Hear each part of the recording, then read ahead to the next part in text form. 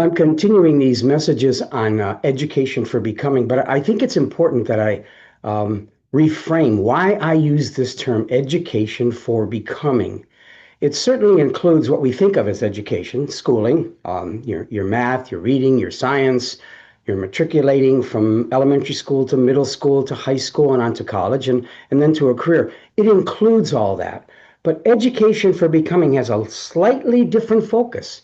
And that is we're equipping children at an early age, and I'll explain that in a moment, at an early age to have the tools, the intellectual tools, the tools of character, that they will make the most out of their life. And they won't be subject to trends and moods, whether they're in their teens or in their early 20s. It's education for becoming. Now, the original purpose of education for becoming is as old as Aristotle. I have an interesting quote here from Mark Van Dorn, who was a poet and historian and also a college professor at Columbia University in the 20th century. And he writes this about liberal education.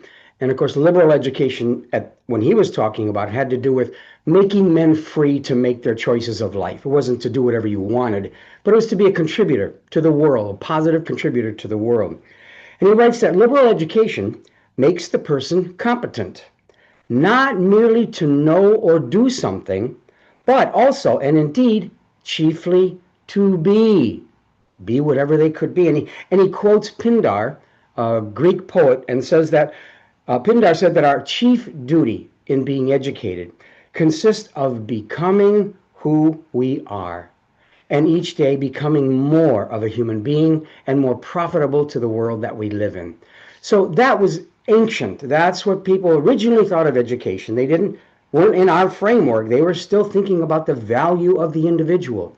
And that continued straight up through the Enlightenment. Most of the Enlightenment ideas of progress and self-improvement and liberation from ignorance, that was the intent of education, so that human beings could become who they could become. So whether you're reading Adam Smith, or whether you're reading Rousseau, or whether you're reading later in the 20th century, Hannah Arendt or Maxine Greene, these individuals talked about education at its highest plane, helping human beings become.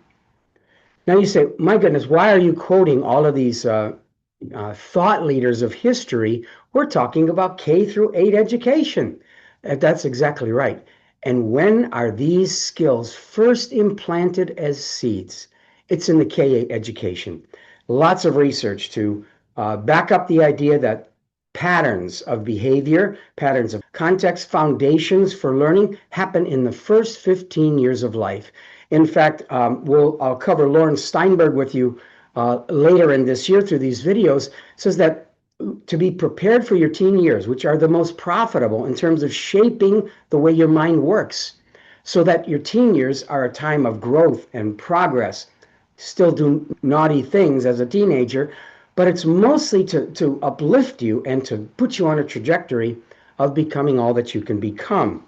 So we emphasize it, K-8. I teach elementary and middle school, but it's so important, the foundations that you lay, that then become the basis upon which young people can grow and thrive, be profitable to their communities because of the foundation that was laid. Now, when we come to the 21st century, in the last video, I talked to you about Carol Dweck, who talked about motivational competency. Another pair of researchers, Edward Deasy and Richard Ryan, in the self-determination research and literacy, they also comment equating the idea of competency with becoming. And they write this, I think it's worthwhile reading it. They say in the classical Aristotelian concept, the view of human development, people are assumed to possess, this is important, an active tendency towards psychological growth and integration. It's human. It's natural to want to become competent, or what we're saying is becoming. Endowed with an innate striving to exercise and elaborate their interests, individuals tend naturally to seek challenges, to discover new perspectives, and actively internalize and transform cultural practices. By stretching their capacities and expressing their talents and propensities, they become who they can become.